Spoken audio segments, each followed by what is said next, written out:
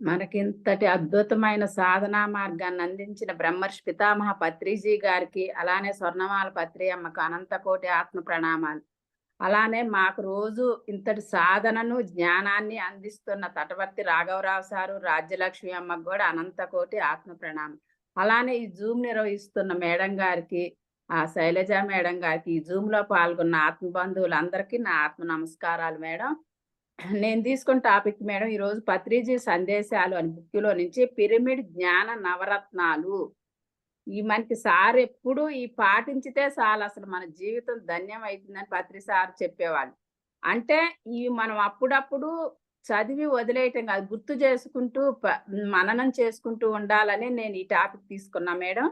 Pyramid జ్ఞాన నవరత్నాలు. అంటే మనం పిరమిడ్ స్పిరిచువల్ సొసైటీ యొక్క మూల సిద్ధాంతాలు, మూల జ్ఞాన ప్రకాశం గురించి కొంచెం సవివరంగా తెలుసుకుందాం. మనం పిరమిడ్ స్పిరిచువల్ సొసైటీ యొక్క 18 ఆదర్శ సూత్రాలు గురించి తెలుసుకుందాం. సరి అయిన రీతిలో ధ్యానం చేయటం, అందరి చేత ఆనాపానసతి ధ్యాన అభ్యాసం చేయించటం. అంటే సరి అయిన రీతి అంటే శ్వాస మీద ధ్యాస ఉంచి ధ్యానం చేయటం. అంటే మన లోపలికి మనం ప్రయాణించటం. ఇప్పుడు అంటే ఈ సైలెన్స్ మెడిటేషనే ఉత్తమము అని చెప్తున్నారిక్కడ. ఇప్పుడు పత్రి సారు చేయించారు అంటే మ్యూజిక్‌లు అయి పెట్టి ఆ సారు ఆరా, ఆ సారు శక్తి వేరే ఉంటది మేడం. అందుకనే మనం ఆ సారు ఇచ్చింది ఆనాపానసతి. బుద్ధుడు గూడా మనకి ఆనాపానసతి ధ్యానం అంటే నీ లోపలకు నువ్వు ప్రయాణించినప్పుడే నీలో ఉన్న ఆ భగవంతుడిని అంటే భగవంతుడు అంటే ఎవరు? ఆత్మ. ఆయన్ని చేరుకోగలుగుతాం. అందుకే సరి అయిన ధ్యానము అని చెప్పారు. ఇక్కడ ఫస్ట్ పాయింటే ఇంపార్టెంట్ ఉంది మేడం. సరి అయిన ధ్యానం అంటే సైలెన్స్ మెడిటేషన్ చేయాలి మనం. శ్వాస మీద ధ్యాస పెట్టినప్పుడు మనలోకి మనం ప్రయాణిస్తాం. అదే మ్యూజిక్ పెట్టుకున్నప్పుడు మనకి తెలవకుండా ఆటోమేటిక్ ఆ మ్యూజిక్ మీదకే వెళ్ళిపోతది మనసు. అందుకనే సైలెన్స్ మెడిటేషనే మనం చెయ్యాలి. ముఖ్యంగా అది అది చెయ్యాలి మేడం మనం సైలెన్స్ మెడిటేషన్. సరి అయిన ఆధ్యాత్మిక పుస్తకాలు చదవటం, వాటినే అందరి చేత చదివించటం. అంటే ఇప్పుడు ఎన్నో సొసైటీస్ బుక్స్ ఉంటాయి. ఎన్నో ఉంటాయి. ప్రతిసారి అన్నీ చదవమంటున్నారు. అన్నిట్లోంచి నేర్చుకోమంటున్నారు. కానీ మనకేమర్థమైతుందంటే ఇప్పుడు మేము ఈ రాఘరావు సార్ దగ్గరకొచ్చాక సరి అయిన పుస్తకాలేంటి అంటే ఆత్మ జ్ఞానానికి సంబంధించిన పుస్తకాలే చదివితేనే మన ఆత్మ పురోగతి కలుగుతుంది అని బాగా ఇప్పుడు మేము గ్రహించగలిగాం. మనం ఏమనుకుంటాం అందరి అనుభవాల బుక్స్ చదవాలి అనుకుంటాం. కానీ ఆ అనుభవాల బుక్ చదివినప్పుడు ఒక్కసారి చదివితే రెండోసారి ఆ బుక్ పట్టుకోవైద్ది కాదు మేడం. నా విషయంలో చెప్తున్నా. అదే ఇప్పుడు ఈ సార్ రాసిన ఆధ్యాత్మిక పుస్తకాలు పత్రి సార్ రాసిన బుక్కుల్లోంచే రాఘవరావు సార్ గారు తీసి ఇంకా విపులంగా, వివరంగా అందించారు. అవి చదువుతుంటే ఇప్పుడు చదివిన కాన్సెప్ట్ ఇప్పుడు చెప్పింది మళ్ళా ఇంకోసారి చదవాలి అనిపిస్తుంది. అంటే చూడండి అంటే అక్కడేంటి ఆత్మ జ్ఞానానికి సంబంధించింది ఉంది కాబట్టి మన ఆత్మ అది కోరుకుంటుంది. ఆ సబ్జెక్ట్ అనేది అర్థమైంది. ప్రతిసారి చదివినప్పుడల్లా అందులోంచి కొత్త కొత్త కోణంలో అర్థమైతున్నాయి. ఇప్పుడు చదివినప్పుడు ఒకసారి ఇప్పుడు సార్ చెప్పిన బుక్‌లో ఇది చదువుతున్నాం. ఇప్పుడు చదివినప్పుడు ఒక రకంగా అర్థమైద్ది. ఇంకోసారి చదివి ఇంకొంచెం అంటే మన జ్ఞాన పరిధిని మేరకు అర్థమైద్ది అనేది అర్థమైంది. అందుకే ఆత్మ జ్ఞానానికి ఆధ్యాత్మిక పుస్తకాలు చదవాలి. అవే అందరి చేత గూడా మనం చదివించాలి. 3 ధ్యానానుభవాలను, పుస్తక జ్ఞానాన్ని విధిగా అందరికి పరస్పరం పంచుకోవాలి. ఈ జ్ఞానాన్ని ఇప్పుడు మనం చేసేది ఇదే మేడం. జూముల ద్వారా ఎంత అద్భుతమో మనకి ఈ టెక్నాలజీ రావటం. ఈ జూముల ద్వారా మనందరం ఇప్పుడు చేసుకునేది ఒకళ్ళకొకళ్ళం పరస్పరం సజ్జన సాంగత్యం. దీని ద్వారా పరస్పరం మనకి ఒకళ్ళకి తెలిసిన జ్ఞానం ఒకళ్ళని పంచుకుంటున్నాం. అలానే విధిగా పౌర్ణ ధ్యానం చేయటం, అందరి చేత ధ్యానం చేయటం. వీలైనంత మౌనం పాటించటం. అన్నిటికన్నా గొప్ప ఆయుధం మౌనం అని పత్రి సార్ గూడా ఎప్పుడు చెప్పేవాళ్ళు. మౌనం పాటించటం. వీలున్నప్పుడల్లా పిరమిడ్ శక్తిని ఉపయోగించుకోవాలి. మన దగ్గరలో ఎక్కడన్నా పిరమిడ్‌లు ఉంటే ఆ శక్తిని మనం ఉపయోగించుకోవాలి. చెప్తారు గదా! మీరు విడిగా ధ్యానం చేసే కన్నా పిరమిడ్‌లో ధ్యానం చేస్తే ఎక్కువ శక్తిని పొందుతామని చెబుతారు. అల్లోపతి మందులను ఎంత మాత్రం వాడకుండా ఉండి వాటిని పూర్తిగా వ్యతిరేకించటం. సార్ చెప్పేవారుగా నో మెడిసిన్ అని.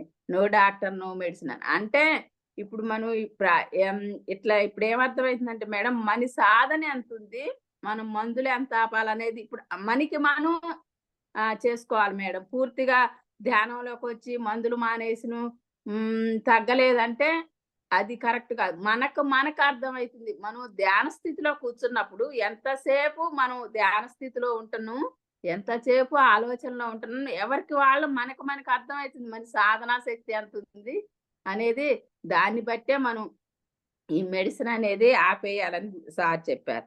అలానే మాంసం ససేమిరా తినకపోవటం, దాన్ని పూర్తిగా త్వజించటం. మనం అందరం గూడా ఎప్పుడైతే మన గురువుగారు పత్రి గారు చెప్పారో జీవహింస చేయకూడదు అని. అంటే అసలు నా విషయంలో అయితే మేడం మాంసాహారం అంటే ఈ సార్ పత్రి సార్ రాగతలకి ఏమనుకునేవాళ్ళు మాంసాహారం అంటే ఏదో అది కూరగాయలతో పాటు అదొక తినే పదార్థం అనుకున్నాం గానీ, అది ఒక జీవిని చంపితే వస్తుంది అనేది మట్టికి పత్రి సార్ చెప్పిందా అసలు ఈ బుర్రకు తట్టలేదు మేడం. అసలు ఆలోచనే వచ్చేది గాదు. అదేంటంటే అదొక తినే పదార్థంలా చూసినాం కూరగాయలు చూసినట్టు. కానీ సారొచ్చాకనే ఎంత అద్భుతమైందసలు. ఎంత పెద్ద పాపం నుంచి బయటపడేశారు మేడం ఈ శాకాహారం నుంచి. ఇప్పటికి ఎంతో మంది ర్యాలీలు జేస్తున్నారు. ఈ అన్నిటికన్నా సార్ చెప్పేవాళ్ళకి మీరు ధ్యానం చేసినా, చేయకపోయినా మాంసాహారం మానండి అని పత్రి సార్ చెప్పేవాళ్ళు. అంటే ఎంత పెద్ద పాపం నుంచి బయటపడేశారు మన్ని. అలానే ఆకలి అయినప్పుడే మరి పరిమితంగానే ఆహారం తీసుకోండి. అంటే ఇప్పుడు చూడండి, ఇప్పుడు మనం ఈ ధ్యాన మార్గంలో సార్ చెప్తారు కదా! నీ ఆకలి కొద్దిగుండంగానే ఆపేయి. ఆకలి మితిమీరి తింటే మనకు సాధన కుదరదు. సార్ చెప్తారుగా ఒక పూట తింటే యోగి, 2 పూటలు తింటే భోగి, 3 పూటలు తింటే రోగి అని పత్రి సార్ చెప్పేవాళ్ళు మనకి. అందుకని మనం ఆహార విషయంలో కూడా చాలా జాగ్రత్త తీసుకోవాలి. అలానే ప్రత్యేక వేషధారణ, ప్రత్యేక నామధారణ అన్నవి లేకుండా వాటిని పూర్తిగా వ్యతిరేకించటం. అంటే చూడండి, ఇప్పుడు మన సొసైటీలో ఇంక అసలు ఏది ఇది అనేది లేకుండా ఈ ఈ బట్టలేసుకోవాలి, ఈ మాలలేసుకోవాలి ఏమీ లేకుండా అందరూ సమానంగా ఇక్కడ ఇక కులమత భేదాలు కూడా అసలు ఈ సొసైటీలో అసలు చూడం మేడం ఎవ్వరం. మగ, ఆడ, ఏ కులం ఏందనేది అసలు ఇందులో రాదు. ఏది ఇందులో ఒక ఐడెంటిటీ అనేదే లేదు. ప్రత్యేకంగా ఏది లేదనేది ఇక్కడ ఇచ్చారు సార్. చిన్నప్పటి నుంచే పిల్లలకు ధ్యాన శిక్షణ అలవాటు చేయాలి. ఇప్పుడు మనం చూడండి, ఇంట్లో పిల్లలు కొంచెం కొద్దిగా ఊహొచ్చిన కాంచి ఆ దేవుడు విగ్రహం దగ్గరకు తీసుకెళ్ళి అమ్మ దండం పెట్టు, మంచి చదువు రావాలి అది ఇదని మనం నేర్పిస్తాం. చేతుల దగ్గరకు రాపోయినా మనమే 2 చేతులు పట్టుకొని అలా మరీ పెట్టిస్తాం. అదే విధంగా మనం నేర్పిందే మన పిల్లలకు వస్తది. అదే విధంగా ధ్యానం నేర్పితే చిన్నప్పటి నుంచి వాళ్ళ జీవితం ఎంతో అద్భుతంగా ఉంటదని ఈ పాయింట్ ద్వారా నేను గ్రహించాను. అంటే చూడండి, మనకంటే మన తల్లిదండ్రులు, మన తాతలు వాళ్ళు నేర్పలేదు. మనం ఆ విగ్రహారాధనకే పరిమితమైనాం. కానీ ఇప్పుడు మనం తెలుసుకున్నాం మన పిల్లలకి నేర్పాలి. మనం ఏది నేర్పితే అదే అలవాటైద్ది మేడం పిల్లలకి ప్రతిదీ. శిష్యరికం అనేది ఏమాత్రం లేకుండా అంతా మాస్టర్స్‌గా ఎదగాలి. అంటే ఇక్కడ శిష్యులు అనేవాళ్ళు ఎవ్వరు ఉండకూడదు. అందరూ మాస్టర్స్‌గా ఎదగాలి. పత్రి సార్ చూడండి, ఎప్పుడు స్టేజి మీదకొచ్చినా my dear masters, my dear gods అంటారు. అంటే అసలు మనం ప్రాపంచికంలో ఏ సంస్థలో చూసినా శిష్యుడిని గురువు స్థాయికి తీసుకొచ్చే సొసైటీ మనది తప్ప ఏదీ లేదని మనం నిర్భయంగా చెప్పగలుగుతాం మేడం. ప్రతి ఒక్కళ్ళని మీరు నేర్చుకుంది నేర్చుకుంటే చెప్పండి. ఏది నేర్చుకుంటే అది మీకొచ్చింది చెప్పండి అని పత్రి సార్ మనని ఎంతో ప్రోత్సహించారు. అలా చెప్పబట్టే ఆ గురువులు మనం ఇయాల చెప్తున్నాం. లేపోతే ఆ గురువు చెప్పినయే ఇనుకుంటా ఇంకెన్ని రోజులున్నా అలా ఉండే. కానీ మనని గూడా ఆ స్థాయికి సార్ చెప్పారుగా, నాలో ఏదైతే ఉందో మీలో అదే ఉంది. మీరు ఏం తక్కువ కాదు. అంటే మనం ఇంక శ్రద్ధ, కృషి, మన పట్టుదల వల్లనే మనం ఈ మార్గంలో అందుకే మనం అందరం ఇలా క్లాసులు చెప్పగలుగుతున్నాం. అలానే ధ్యాన శిక్షణలో డబ్బు అన్నది ఇచ్చిపుచ్చుకోవటాలన్నది ఏమాత్రం లేకపోవటం. ఈ మార్గంలో ఈ ఆధ్యాత్మిక మార్గంలో మటికి డబ్బుతో లావాదేవీలు పెట్టుకోకూడదు అనేది సారు బాగా మనకి గట్టిగా చెప్పారిక్కడ. విగ్రహారాధన, వ్యక్తి పూజ, వ్యర్థమైన కర్మకాండలు చేయకూడదు. వాటిని సంపూర్ణంగా వ్యతిరేకించాలి. అంటే విగ్రహారాధన అంటే అసలు ఎందుకు చేయకూడదు అనేది ఇప్పుడు బాగా ఈ రాఘరావు సార్ చెబితే నేను గ్రహించా మేడం. అసలు విగ్రహారాధన అంటే ఎందుకు చేయకూడదు? విగ్రహానికి ఆరాధన అంటే ఈ 84 లక్షల జీవరాశుల్లో గూడా మానవ జన్మే ఉత్తమమైన జన్మ అని చెప్తారు. అంటే మనం అందరం ఎక్కడి నుంచి వచ్చినాం? ఖనిజాల కాడ్నించి ఎదుగుకుంటా ఖనిజాలు, వృక్షాలు, మరి పాకే జీవులు, జంతువులు, కానించి మానవ జన్మ తీసుకున్నాం. అంటే ఫస్టు రాయి స్థాయి నుంచి మానవ స్థాయికి వచ్చినం మనం. అంటే ఈ పరిణామ క్రమంలో సృష్టి పరిణామ క్రమంలో ఎదుక్కుంటా మనం ఈ స్థాయికొచ్చినాం. అంటే మనమే గొప్ప దేవుళ్ళం. కానీ మనకన్నా అది రాయంటే దానికి అసలు కదలికే లేదు. జడం. మనం ఇక్కడ తీసి ఇక్కడ పెడితేనే కదిలిద్ది గానీ రాయి ఏవి జడం. అలానే కొంచెం వృక్షాలున్నాయి. అవేంటి కొంచెం కదులుతాయి వృక్షాలు. కానీ పాకే జంతువులేంది అవి నేల మీద పాకుతూ ఉంటాయి. జంతువులు 4 కాళ్ళ జంతువులు అయి నడుస్తుంటాయి బాగానే. మానవుడు ఇక అన్నిటికన్నా ఈ మానవుడికి గొప్ప మనస్సు, బుద్ధి ఇవ్వబడింది. అంటే భగవంతుడు ఎవరో తెలుసుకునేది ఒక్క మానవుడికి మాత్రమే ఉంది. ఏ జంతువుకి లేదు. ఈ అంటారు కదా! ఈ మనసే బంధానికైనా మనసే కారణం, మోక్షానికైనా మనసే కారణం. ఈ మనసుండబట్టే ఈ మనసు లేనోళ్ళు మనం ఏమనుకుంటున్నాం ప్రాపంచికంలో మానవులు పిచ్చివాళ్ళు అనుకుంటున్నాం. అన్నిటికి మనసే కారణం అండి. మనకే ఆ మనసుంది. ఇప్పుడు జంతువులకి వాటికుందంటే ఆ పిల్లలు వాటి వరకి స్వల్పంగా ఉంది వాటికి కొంచెం మనసు. కానీ మానవునికే ఎక్కువ ఇయ్యబడింది. అందుకే ఈ గొప్ప మానవుడు, మానవుడే మనమే భగవంతులం అని మనకి సారొచ్చాక తెలిసింది. పత్రి సారొచ్చాక. ఈ గొప్ప దేవుడైనోడు ఏమీ చెలించని రాయిని మొక్కుతున్నాం. చూడండి ఎంత అర్థం ఉందో ఇందులో. మనమే గొప్ప ఆ స్థాయి నుంచి ఇంత స్థాయికొచ్చినోళ్ళం. మళ్ళా మనమే ఏమి తెలియక మళ్ళా ఆ రాయి దగ్గరే మొక్కుతున్నాం. నువ్వే దిక్కు నాయనా నువ్వే అని ఆ ఫోటోల దగ్గర, రాయి దగ్గర మొక్కుతున్నామంటే అసలు ఇంత లోతుగా ఆలోచిస్తే అర్థమవుతుంది. విగ్రహారాధన ఎందుకు చేయకూడదని పత్రి సార్ చెప్పింది ఈ పాయింట్ ద్వారా నేను గ్రహించాను మేడం. రాఘరావు సార్ చెప్పే కాన్సెప్ట్ ద్వారా. అంటే నుంచే రాయి నుంచే మనం ఇంత ఎత్తుకొని వచ్చినాం. మనమే అసలైన భగవంతుడిని, మనలో భగవంతుడిని మనం తెలుసుకుంటున్నాం. కానీ మళ్ళా అన్నిటికన్నా తక్కువ ఏమి కదలిక లేని రాయిని పూజిస్తున్నాం. అందుకే విగ్రహారాధన చేయకూడదని పత్రి సార్ ఎంత గొప్పగా చెప్పారో మనకి అర్థమైంది. అలానే వ్యక్తి పూజ కూడా చేయకూడదు. ఏ వ్యక్తికి పూజ చేయకూడదు. ఇప్పుడు రాగరాస ఇప్పుడు మాకు భీమవరంలో కూడా సారి మేడం వాళ్ళు ఈ పత్రి సారి ఫొటోస్ ఇచ్చారు. సార్ మొన్న చెప్పారు. ఇయి మీకు ఆదర్శమూర్తులు గాని పూజించేయి కాదు. ఆదర్శం తీసుకోవాలి ఆళ్ళని. ఆదర్శంగా తీసుకొని వాళ్ళేం చేశారు? వాళ్ళేం చెప్పారు? అది మనం చేయాలి గానీ వ్యక్తికి ఏ వ్యక్తికి కూడా పూజ చేయకూడదు అనేది ఇక్కడ అర్థమైంది. ఇక వ్యర్థమైన కర్మకాండలంటే మనకి అర్థమైతేనే ఉన్నాయి. ఏంటి ఎవరన్నా ఒక్క మనిషి చనిపోతే మన ఇంట్లో ఎంతో అల్లాడిపోతుంటాం. కానీ మళ్ళా వేరే వాళ్ళకి భోజనాలు పెట్టడానికి బంధువులు వాళ్ళు చెప్పుకుంటారు. ఉన్నప్పుడు పెట్టరు సరిగా ఆ మనిషికి ముసలోళ్ళైతే. కానీ చనిపోయాక వాళ్ళకి కోసం ఏటలను గొయ్యను, కోళ్ళను కొని ఇలా అసలు ఇప్పుడు ఆలోచిస్తే ఎంత మూర్ఖంగా అనిపిస్తుందో మేడం. ఎంత వ్యర్థమో ఈ కర్మకాండలు.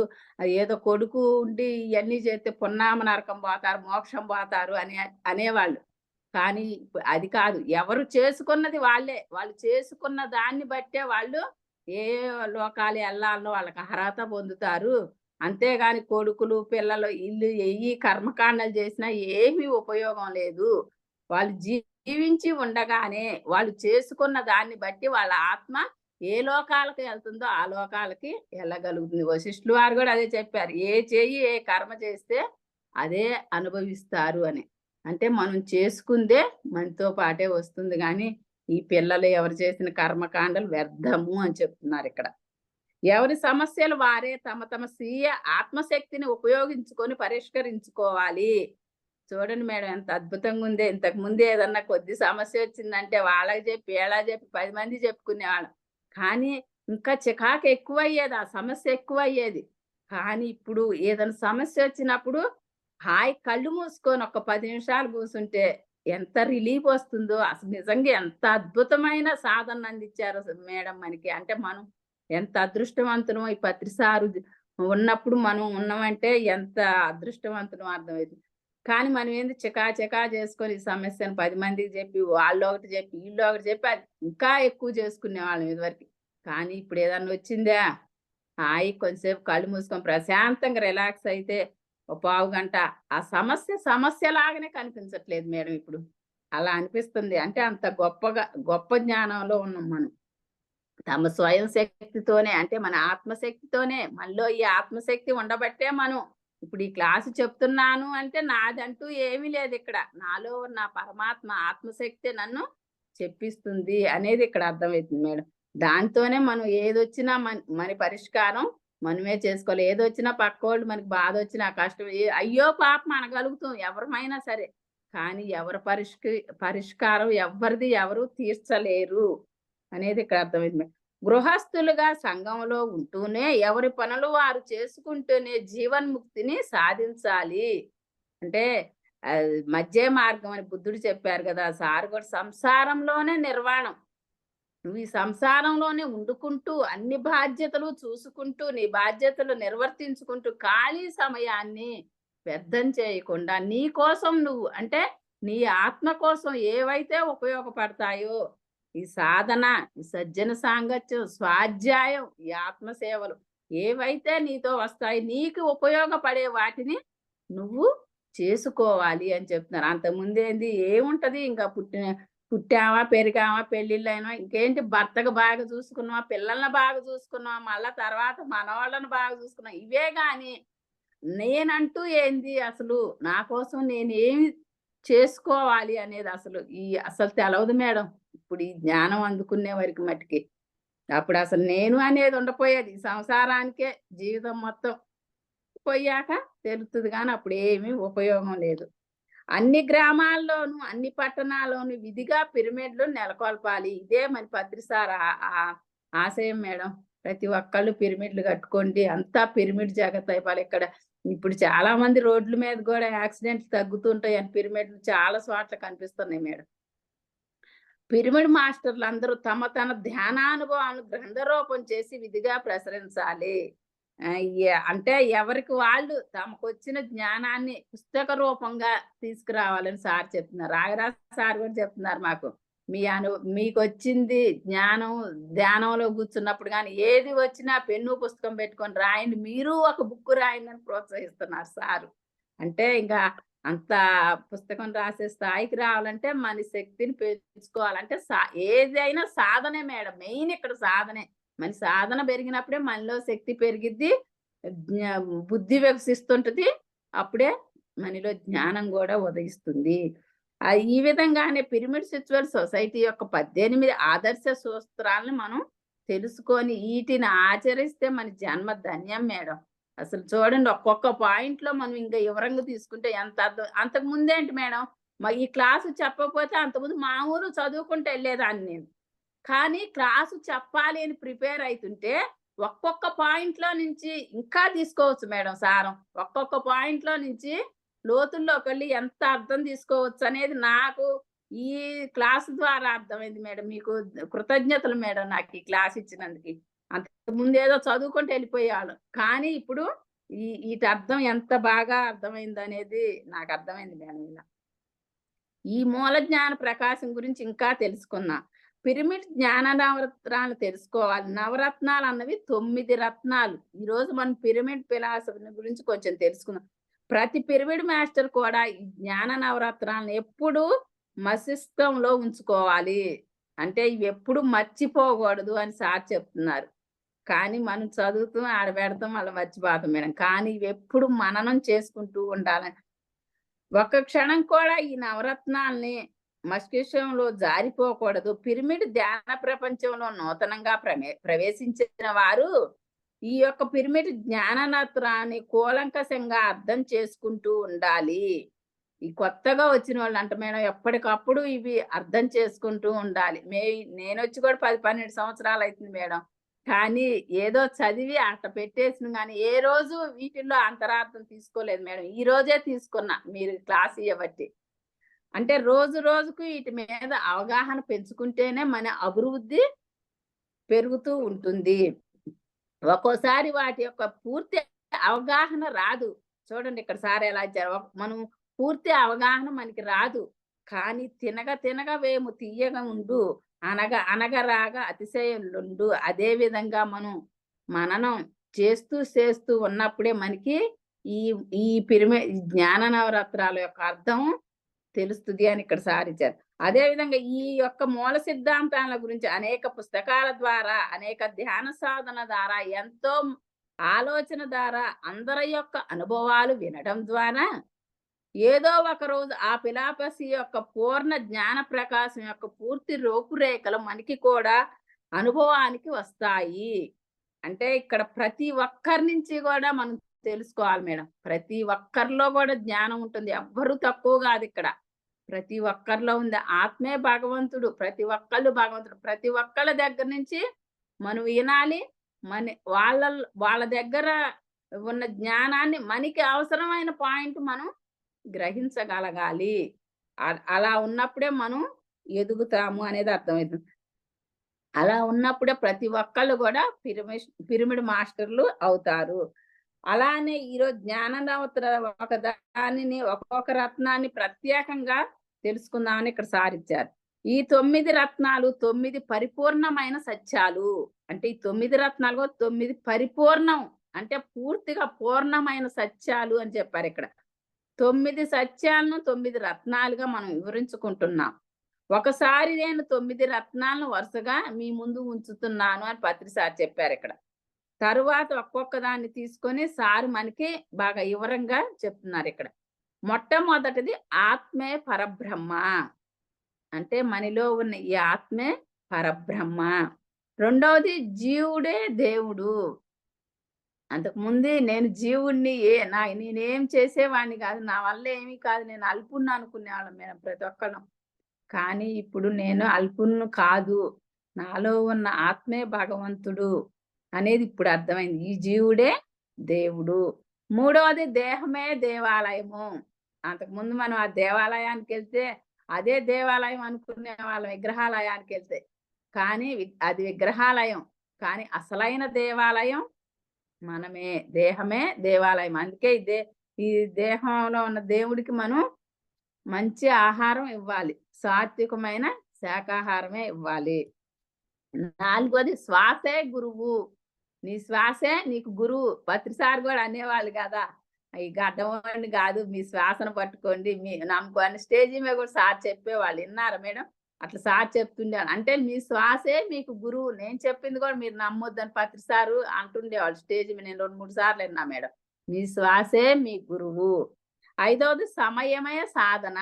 అంటే మనం ఎంత సమయం మనకి సమకూర్చుకొని చేస్తే అదే మన సాధన. సమయమే చూసుకోవాలి మేడం. అంటారు కదా కాలమే భగవంతుడు. కాలాన్ని ఒక్క క్షణం కూడా వృధా చేయకూడదని మాకిప్పుడు రాజలక్ష్మి మేడం గారు ఎప్పుడు చెబుతారు. కాలమే భగవంతుడు, కాలమే భగవంతుడు అని చెబుతారు. కానీ ఈ మార్గంలోకి వచ్చినా కూడా సమయాన్ని వృధా చేస్తున్నాం మేడం నా విషయంలో. ఆరవది సహనమే ప్రగతి. అంటే ఈ సాధనా మార్గంలో మన అందరికీ తెలుసు. ధ్యానం చేస్తున్నప్పుడు అయ్యయ్యో నొప్పులు వస్తుంటాయి. వాటిని అన్నింటినీ భరించాలి సహనంగా. అంటే భూదేవి లాంటి ఓర్పు ఉండాలని చెప్తారు. భూదేవి చూడండి ఎంత ఓర్చుకుంటుందో ఎన్ని చేసినా. అలానే మనం కూడా సహనంతో ఈ సాధన చేయాలి. ఆ నొప్పులు ఈ నొప్పులు అని సాధన వదిలేయకూడదు. ఏడవది అనుభవే జ్ఞానము. అంటే ఎవరెన్ని చెప్పినా కూడా అది వినికిడి జ్ఞానమే గాని మనకు మనం స్వయంగా అనుభవపూర్వకంగా తెలుసుకున్న జ్ఞానమే అనుభవ జ్ఞానము. అంటే మనకి మనం అనుభవపూర్వకంగా తెలుసుకునేదంటే మనలో ఉన్న భగవంతుడే మనకి చెప్తున్నాడు అన్నమాట. అదే అనుభవ జ్ఞానం. వినికిడి జ్ఞానం కొంతవరకే పనిచేస్తుంది. కానీ అనుభవ జ్ఞానం అన్నింటికన్నా గొప్పది. ఎనిమిదవది దానమే ధర్మము. అంటే ఈ మార్గంలో రాగతలకి ప్రాపంచికంగా దాన ధర్మాలు చేస్తే పుణ్యం వస్తుంది, మోక్షం వస్తుంది అనుకునేవాళ్ళం. కానీ ఆ దానాలన్నీ కూడా ఈ శరీరానికి సంబంధించిన అనేది ఇప్పుడు జ్ఞానం అందుకుంటుంటే అర్థమవుతుంది. అంటే ఆ ప్రాపంచికంగా ఆ శరీర పరంగా అప్పుడు చేసిన దానాలు ఏంది? పాపం చేస్తే పాపకర్మలు, పుణ్యం చేస్తే పుణ్యకర్మలు. అంటే భోగం అనిపిస్తాం. పాపం చేస్తే కష్టాలు, పుణ్యం చేస్తే మళ్ళా మరు జీవితం గాని ఈ ఉండ జీవితంలో గాని భోగం అనిపిస్తాం సుఖంగా. కానీ ఈ మార్గంలోకి వచ్చాక ఆత్మ సేవలు అంటే ఆత్మ ధ్యానము చెప్పాలి. ఈ ఈ మనకి వచ్చిన జ్ఞానాన్ని పంచాలి. మళ్ళా మనకున్న సంపదని మనకి చేతైనంత వరకు ఈ మన ఆత్మ సేవలకే ఏది ఆశించకుండా చెయ్యాలి అనేది ఇప్పుడు బాగా అర్థమవుతుంది మేడం. అంటే ఇప్పుడు ఇందులో ఈ ఆధ్యాత్మిక మార్గంలో డబ్బు ఇస్తే ఒక్కటే ఇచ్చినట్టు కాదు మేడం. ప్రతిదీ మనకుండదాన్ని మన శక్తి, మన సమయము, మన వాక్కు, మన దగ్గర ఏదైతే ఉందో దాన్ని ఇవ్వగలగాలి. ఇవ్వాలి. మళ్ళా మనం ఏమి ఆశించకూడదు. శ్రీకృష్ణ భగవానులు వారు చెప్తారు గదా! నిష్కామ కర్మ చేయాలి అని. ఇచ్చినం అంతే. కానీ మళ్ళా మనకేమొస్తుంది అంటే పుణ్యం వస్తుందా? మోక్షం వస్తుందా? ఇవి కూడా ఏమీ ఆలోచించకూడదు అనేది ఇక్కడ ఈ దానమే ధర్మము. మనం చేసే దానమే ధర్మము. తొమ్మిదవది ధర్మమే పుణ్యము. చూడండి. ధర్మంగా ఉంటేనే అదే పుణ్యము అని చెప్తున్నారు.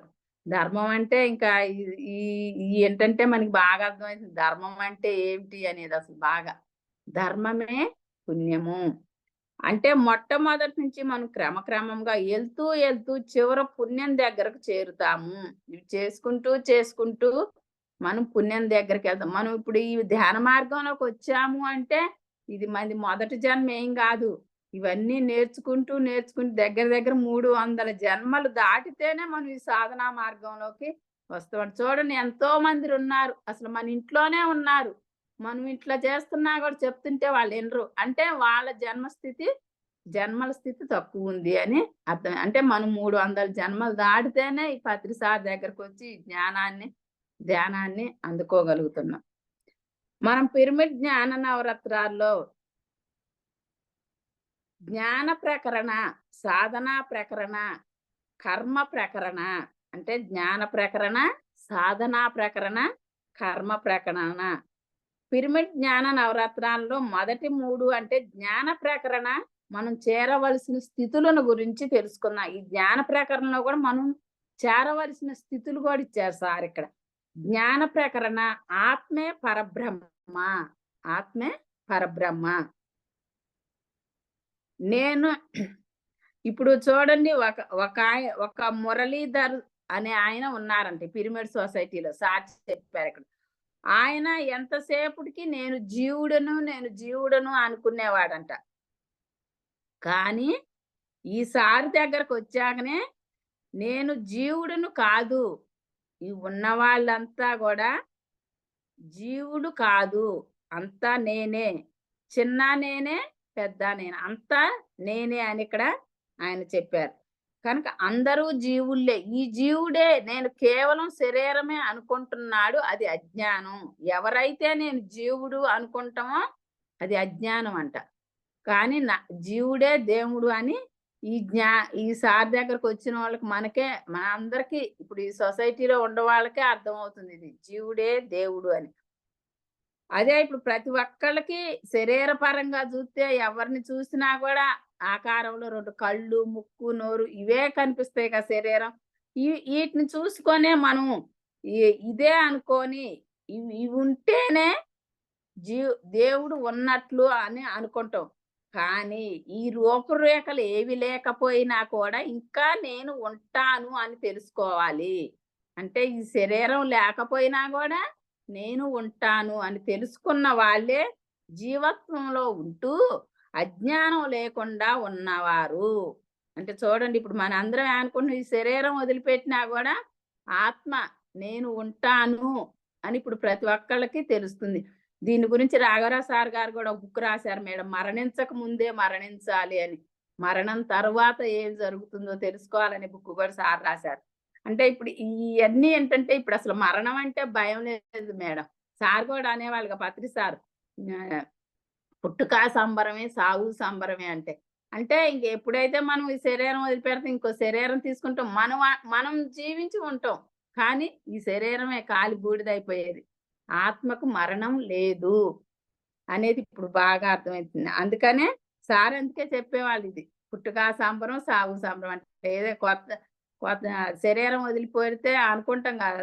భగవద్గీతలో కూడా అదే చెప్పారు కదా! వాసాసి జీర్ణాని వ్యధా విహాయ.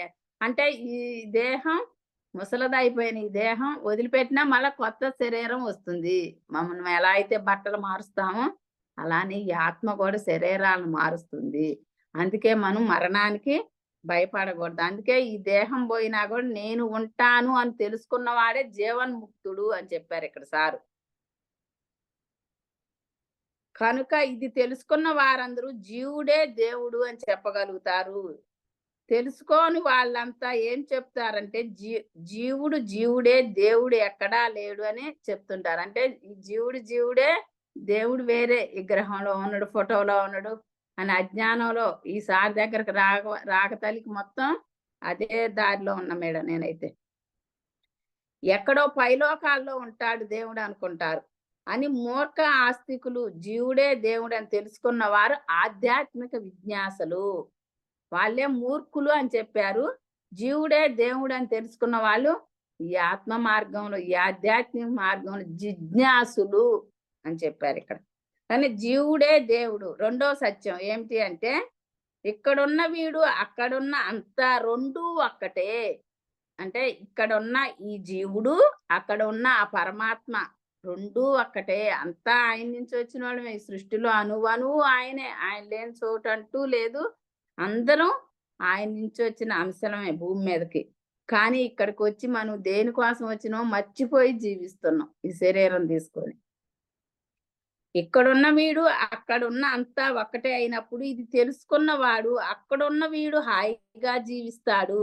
ఏ జీవుడైతే తానే దేవుడని తెలుసుకున్నాడో వాడే ఎంత హాయిగా జీవిస్తాడు. తెలుసుకున్నోడే హాయిగా జీవిస్తాడంట మేడం. ఇప్పుడు ఈ మార్గంలోకి రాబట్టే ఏది జరిగినా మన జీవితంలో అది మన కర్మ ఫలమే. మనం వచ్చేటప్పుడు తెచ్చుకుందే. ఇంక దాని నుంచి ఎందుకు బాధపడాలి? మనం వచ్చేటప్పుడు భగవత్ స్వరూపులు వాడు ఆత్మ. దానికి ఏది లేదు. ఈ శరీరం తీసుకున్నాకనే ఈ భూమి మీదకి వచ్చాకనే అరిషడ్ వర్గాలు ఇవన్నీ మనలో ఉండి మనసు ద్వారా ఇంకా ఇక్కడికి వచ్చా జీవుడు జీవుడు అనుకున్నాం. ఇది తెలుసుకున్న వాళ్ళు ఇంకక్కడ భగవంతుడు ఏ బాధ లేకుండా జీవిస్తారు అంటారు కదా, జీవితమే ఒక నాటక రంగం అని. ఇది తెలుసుకున్నప్పుడు ఏ బాధ ఉండదు. ఉంటది శరీరం అన్నాక ఈ మనసు ఉంది కాబట్టి ఉంటది బాధ. చెప్పుకున్నంత ఈజీగా అనిపించదు. కానీ ఏదైనా బాధ వచ్చినా ఎమ్మటే ఆ సత్యాలు ఆ మాటలన్నీ గుర్తు తెచ్చుకొని ఎమ్మటే అందులో నుంచి బయటపడగలుగుతున్నాం మేడం. అలా ఉన్నవాడు యొక్క ఆనందం మహాభాగ్యం. అలా ఉన్నవాడు ఆనందం మహాభాగ్యం అని చెబుతున్నారు సార్ ఇక్కడ. ఏ జీవుడైతే నేను జీవుడునే, ఆ దేవుడు ఎక్కడో ఉన్నాడు, వాడిని నేను ప్రార్థించాలి, వాడు వేరు నేను వేరు, దేవుడు వేరు జీవుడు వేరు అని లేకపోతే దేవుడనే వాడు లేనే లేడు, ఈ జీవుడే ఉన్నాడు. ఈ శరీరం చనిపోతే ఈ జీవుడు కూడా చనిపోతారు అనుకుంటారు. ఆ భావంలోనే ఉంటారు. కానీ జీవితంలో ఎప్పుడూ ఏడుస్తూనే ఉంటారు. వీళ్ళు ఎంతసేపు జీవుడు వేరు దేవుడు వేరు అనుకున్న వాళ్ళు ఎప్పుడూ దుఃఖంలోనే ఉంటారని చెప్పారు ఇక్కడ సార్. అల్పత్వంతో కటకటలాడిపోతూ ఉంటారు. జీవుడు అక్కడ ఉన్న వాడే మొత్తం అంతా నిండి ఉన్నాడు అని తెలుసుకోవాలి. అక్కడ ఉన్న భగవంతుడే ఈ సృష్టి మొత్తం నిండి ఉన్నాడు అని తెలుసుకోవాలి. మనం తెలుసుకున్నప్పుడే ఇక మన జీవితంలో ఏది జరిగినా ఆ క్షణం బాధపడతాం. మనసుంది, బంధాలు ఉన్నాయి కాబట్టి ఆ క్షణం బాధపడతాం. కానీ అందులో నుంచి తొందరగా ఈ రాఘవరావు సార్ ఇచ్చే జ్ఞానం వల్ల మేడం అసలు తొందరగా ఏదన్నా వచ్చినా బయటికి రాగలుగుతాం. పత్రి సార్ ఇచ్చిన జ్ఞానమే రాఘవరావు సార్ గారు ఇంకా విపులంగా చెప్తున్నారు మాకు. అంటే పత్రి సార్ గారు ఇప్పుడు అనిపిస్తుంది పత్రి సార్ గారి ఒక గొప్పతనం రాఘవరావు సార్ గారి ద్వారా ఇంకా ఎక్కువ. ఎంత మహానుభావుడు, ఆయన ఉండంగా తెలుసుకోలేకపోతాం. ఏదో సార్ వచ్చారా, మా ఊరు వచ్చేవాళ్ళు సార్, మేడం ఇటు వెళ్తా సారు వచ్చినప్పుడు దగ్గరికి వెళ్ళే వాళ్ళం, కాళ్ళు బిసికేవాళ్ళం. కానీ ఆ సారు చెప్పిన అక్షరం ఒక్కటి కూడా ఈ బుర్రలోకి వెళ్ళలేదు మేడం. ఒక్క సత్యాన్ని కూడా పుచ్చుకోలేకపోయాను. ఆ మాటలనే రాఘవరావు సార్ గారు చెబుతుంటే ఇప్పుడు పత్రి గారి గొప్పతనం ఇంకా బాగా అర్థమయ్యి గురువు గారు ఇప్పుడు ఉంటే ఇంకా బాగుండేది అనిపిస్తుంటుంది మేడం. అంటే అంత గొప్ప జ్ఞానాన్ని మాకు ఇప్పుడు రాఘవరావు సార్ గారు పత్రిక చెప్పిందే మేడం. ప్రతి ఒక్క పదం పత్రిక చెప్పింది ఆ సారు బాగా కూలంకషంగా చెప్తున్నారు. ఇప్పుడు మనం అనుకుంటాంగా మేడం, ఇదానికి ప్రాపంచికంగా ఉండంగా అనుకునే వాళ్ళం. అన్నిటికన్నా ఏగవంతమైంది ఏంటి అంటే ప్రతి ఒక్కళ్ళం మనసు అని చెప్పేవాళ్ళం మేడం. ప్రాపంచికంగా ప్రతి ఒక్కళ్ళం మనసు అనే చెప్పేవాళ్ళం అప్పుడు. కానీ ఇప్పుడేం చెప్తున్నాం, అన్నిటికన్నా వేగవంతమైనది ఆత్మ. అంటే ఈ సృష్టి మొత్తం నిండి ఉన్నది ఆ పరమాత్మ శక్తి. ఆయన లేని చోటు అంటూ ఏం లేదు కదా. ఈ మనసు అక్కడికి వెళ్ళే లోపు ఆల్రెడీ అక్కడ ఉంది శక్తి. అక్కడ పరమాత్మ ఉన్నాడు. ఆయన లేని చోట అంటూ ఎక్కడ ఉంది? అందుకని ఈ ఆధ్యాత్మిక మార్గంలోకి వచ్చినప్పుడు చూడండి ఎట్లా మారిందో. ప్రాపంచికంగా మనసు అని చెప్పిను. ఈ ఆధ్యాత్మిక మార్గంలోకి వచ్చినప్పుడు అక్కడ ఆల్రెడీ ఉంది. భగవంతుడు ఉన్నాడు అక్కడ. నీ మనసు ఎల్లక తలికే భగవంతుడు ఆల్రెడీ సృష్టి మొత్తం అణువు ఉన్నాడు. ఆయన లేని చోట అంటూ లేదు. నీ మనసు అక్కడికెళ్ళేసరికి ఆల్రెడీ ఆయన ఉన్నాడు. అందుకని అన్నిటికన్నా వేగవంతమైంది, శక్తివంతమైంది ఆత్మ. అంటే ఆత్మ అంటే భగవంతుడు. ఆల్రెడీ ఆయన అక్కడ ఉన్నాడు. ఆల్రెడీ నువ్వు ఎల్లక తలికే ఉన్నాడు ఆయన. అనేది ఇప్పుడు ఈ ఆత్మశక్తి అన్నిటికన్నా ఏగవంతమైనది, గొప్పది అని ఈ మార్గంలోకి వచ్చాక అర్థమైంది మేడం. దేహమే దేవాలయము. మూడో సత్యం ఏమిటంటే దేహమే దేవాలయము. ఈ దేహం ఉంటే ఈ జీవుడు దేవుడైనప్పుడు ఈ దేవుడు ప్రదేశము దేవాలయము. కాకుండా ఇంక మరి ఏమైతుంది అని ఆది శంకరాచార్యులు వారు కూడా ఇదే చెప్పారు మేడం. దేహమే దేవాలయము. మరి దేహంలో భగవంతుడు ఉన్నాడు ఆత్మ. మరి అది దేవాలయం కాకుండా ఏమైతుంది? ఇప్పుడు మనం గుళ్ళకెళ్ళేటప్పుడు ఏమనుకునే వాళ్ళం దేవాలయానికి వెళ్తున్నాం. కానీ ఇప్పుడు అది సారేం చెప్తున్నారు, అది దేవాలయం కాదు, దేవాలయం నువ్వే. ఈ దేవాలయాన్ని విగ్రహాలయానికి తీసుకెళ్తున్నావు అని సార్ చెప్తున్నారు. అంటే మనం లోతుగా ఆలోచిస్తే అది కరెక్టే అనిపిస్తుంది కదా మేడం. అక్షర సత్యం అనిపిస్తుంది. ఆ విగ్రహాలయానికే దేవాలయాన్ని తీసుకెళ్తున్నాం. వెళ్ళాలి కానీ అక్కడ మనం కూర్చొని ధ్యానం చేసుకోవాలి. సార్ చెప్పారు కదా దేవాలయాలన్నీ ధ్యానాలయాలు కావాలని. ఇదివరకు ఏం తెలితే అయిపోయాక ఇట్లా కూర్చొని లేసి అమ్మటే అట్లా కూర్చోవాలి అని. కానీ అది సాధన చేయటానికంట అక్కడ పెట్టింది. కానీ మనం ఇట్లా కూర్చొని వెళ్ళాలంటే గుళ్ళు అనుకునేవాళ్ళం. కానీ అక్కడ సాధనకేనంట అది పెట్టింది. దేహో దేవాలయో ప్రోక్త జీవో దేవో సనాతనః. అంటే దేహమే దేవాలయము అని చెప్పబడింది. జీవుడే సనాతనమైన దేవుడు. సనాతనం అంటే సృష్టికి పూర్వము ఉన్న సృష్టికర్తే ఆ జీవుడు, వాడే వీడు. అంటే ఇప్పుడు సృష్టికి పూర్వము ఉన్నాడు, సృష్టి మధ్యలో సృష్టి జరుగుతున్నప్పుడు ఉన్నాడు, సృష్టి అంతమైనా కూడా ఉంటాడు. అంటే ఆ పరమాత్మ పరబ్రహ్మ మనం ఆయన నుంచి వచ్చిన అంశలమే ఈ భూమి మీదకి. ఎప్పుడైతే పురాతనమైన ఎక్కడ సృష్టి లేదో, ఎక్కడ కేవలం సృష్టికర్త ఉన్నాడో అంత సనాతనం అన్నమాట. అంటే ఇక అక్కడ సృష్టికర్త అనేది లేనే లేదు. అంతటా ఆయనే ఉన్నాడు. దేహం ఏమిటి? ఇదే దేవాలయం. ప్రతి ప్రాణి యొక్క శరీరము ఈ యొక్క దైవత్వం యొక్క గుడి, కోవెల. దేహమే దేవాలయము, జీవుడే దేవుడు అని ఆది శంకరాచార్యులు వారు కూడా చెప్పారు. ఇవన్నీ కూడా గొప్ప గొప్ప మహానుభావులు యోగులు తెలుసుకున్నారు. ఇప్పుడు మరి అత్రి సార్ కూడా తెలుసుకొని ఎక్కడో భగవంతుడు లేడు, నీలోనే ఉన్నాడయ్యా, నువ్వే భగవంతుడివి, నీ దేహమే దేవాలయం అని పత్రి సార్ చెప్పారు. అలానే గొప్ప గొప్ప యోగులు కూడా జీసస్, మరి మహమ్మద్దు, గౌతమ బుద్ధుడు, మన పత్రి సారు, వీళ్ళందరూ కూడా ఈ జ్ఞానాన్ని తెలుసుకున్న వాళ్ళే. వీళ్ళందరూ కూడా ఈ భగవంతుడు ఎక్కడో లేడయ్యా, నీలో ఉన్నాలని తెలుసుకొని మనకు కూడా అదే చెప్పారు.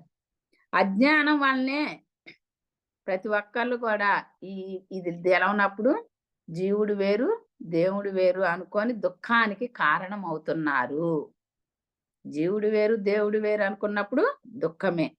విజ్ఞానమే ఆత్మజ్ఞానమే, ఆత్మ సుజ్ఞానమే, ఆత్మ విజ్ఞానమే ఆనందానికి హేతువు.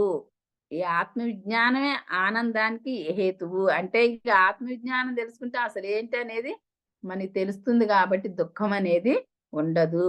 ఏమిటి ఆత్మ విజ్ఞానం అంటే జీవుడే దేవుడు, దేహమే దేవాలయం అని గుర్తుంచుకోవటమే. ఈ గుర్తుంచుకున్నప్పుడే మనం అక్కడికి ఇక్కడికి ఎక్కడికి తిరగం మేడం. ఇప్పుడు ఎక్కడికన్నా పుణ్యక్షేత్రాలు గుళ్ళకి వెళ్ళాలంటే అసలు మన మనసు ఒప్పుకుంటుందా మేడం? చెవిటం అమ్మగారు కూడా అదే చెప్తుంటది. కూర్చుంటే కుప్పలు, తిరిగితే తెప్పలు అని.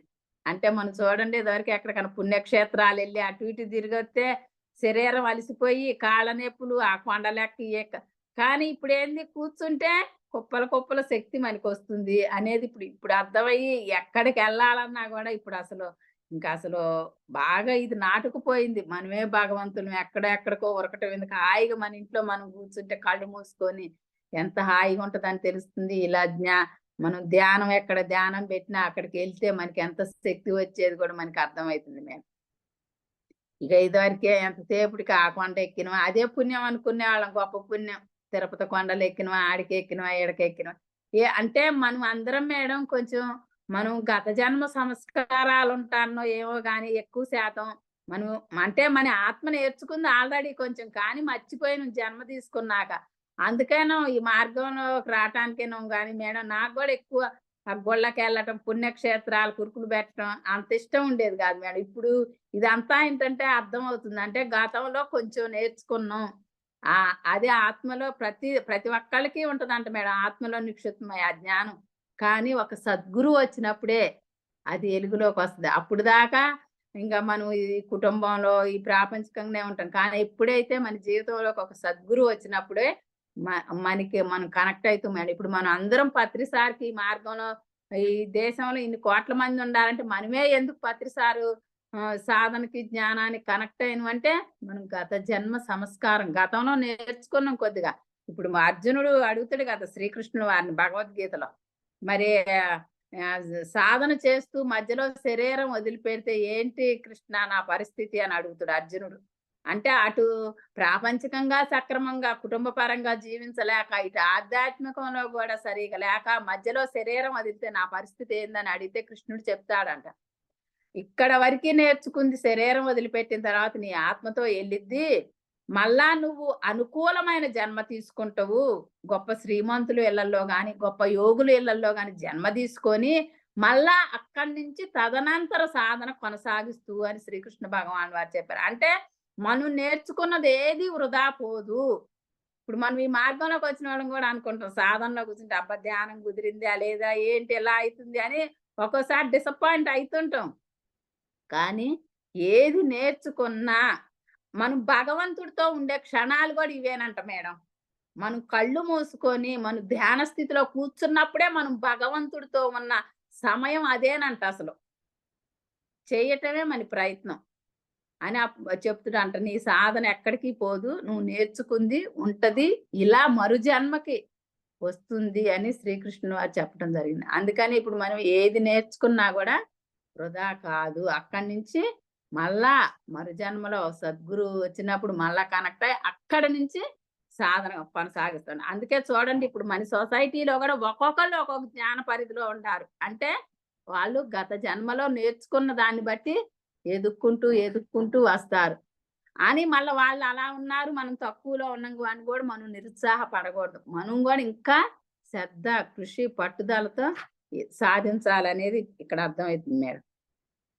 ఇది అనుభవంలోకి రావాలి. మనం పుస్తక పరంగా, గురువు పరంగా, వినికిడి ప్రకారం మనకు తెలుసుకొని ఉండవచ్చు. కానీ అనుభవం అయితేనే జ్ఞానం కాజాలదు. చూడండి గురువు ద్వారా వింటామంట, వినికిడి ద్వారా వింటాం, ప్రచారాల ద్వారా వింటాం.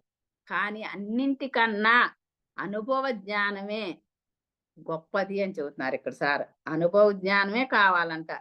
ఏది విన్నా కూడా అనుభవ జ్ఞానం కాజాలదు అని చెప్పారు ఇక్కడ. అంటే అన్నిటికన్నా అనుభవ జ్ఞానానికి మించింది లేదు. అంటే అనుభవ జ్ఞానం అంటే భగవంతుడేగా మనకి చెప్పేది మనలో ఉన్న ఆయన. ఆత్మే పరబ్రహ్మ అనే ప్రప్రదమైన రత్నము. ఇదే ఫస్ట్ రత్నం అంట. ఆత్మే పరబ్రహ్మ అనేది ఫస్ట్ రత్నము. ఇక్కడ ఉన్నవాడే దేవుడే జీవుడు, దేవుడే జీవుడే దేవుడు అనేది రెండో రత్నం అంట. ఫస్ట్ రత్నమే ఆత్మే పరబ్రహ్మ, రెండో రత్నం జీవుడే దేవుడు, మూడో రత్నం ఏంటి? దేహమే దేవాలయము.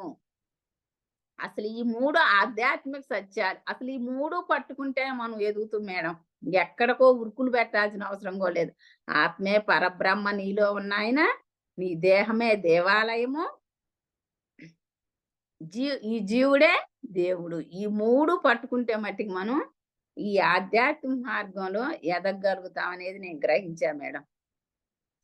తర్వాత ఈ 4 రత్నాలు, ఈ 3 రత్నాలు, ఆఖరికి 2 రత్నాలు, అంటే మొత్తం 9 రత్నాలు ఇక్కడ సారిచ్చారు. సాధనా ప్రకరణ అంటే ఇప్పుడు మనం అందరం కూడా ఈ పిరమిడ్ జ్ఞాన నవరాత్ర మధ్యలోనే ఉన్నామంట. ఈ మధ్యలోనే ఉన్నామంట. ఇంకా ఈ సాధనా ప్రక్రియను ఇంకా సూచిస్తున్నాయి. జ్ఞాన ప్రకరణాన్ని చూపించేవి ఈ 3 సాధన ప్రకరణాన్నే చూపిస్తాయి. సాధనా ప్రకరణంలో 4 సత్యాలు ఏమిటి అంటే, ప్రప్రథమంగా శ్వాసే గురువు. నీ శ్వాసే నీ గురువు. సమయమే సాధన. రెండోది సమయమే సాధన. సహనమే ప్రగతి. నాలుగోది అనుభవమే జ్ఞానము. అసలు చూడండి, ఈ సబ్జెక్ట్ లో సారు ఇచ్చినయే 2-3 సార్లు ఇచ్చారు మేడం. మనకేమనిపిస్తుంది ఇప్పుడు చెప్తుంటే, చెప్పినయే చెప్తున్నారు అనిపిస్తున్నాం క్లాస్ చెప్తుంటే. కానీ సారు ఇచ్చిన పదాలే 4-5 సార్లు ఇచ్చారు మేడం. అంటే మనలో ఇనికి పాఠానికి ఇన్ని సార్లు సార్ ఇచ్చారో అనిపిస్తుంది మేడం ఈ బుక్ చదువుతుంటే. ఈ జ్ఞానం రావాలి అంటే ముందుగా జ్ఞాన ప్రకరణంలోని 3 సూత్రాలే ఈ జ్ఞానము. ఈ జ్ఞాన ప్రకరణంలోని 3 సూత్రాలే జ్ఞానం. ఏంటంటే అది నేనే అంతా, అంతా నేనే, నేనే అంతా, అంతా నేనే అనేది ప్రథమ సూత్రం. రెండవది దివ్యమైన వాడు అన్నది రెండోది. దేహమే దేవాలయము. ఈ దేహమే దేవాలయం.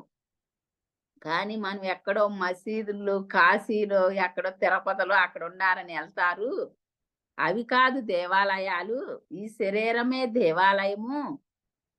ఈ వృక్షమే దేవాలయము.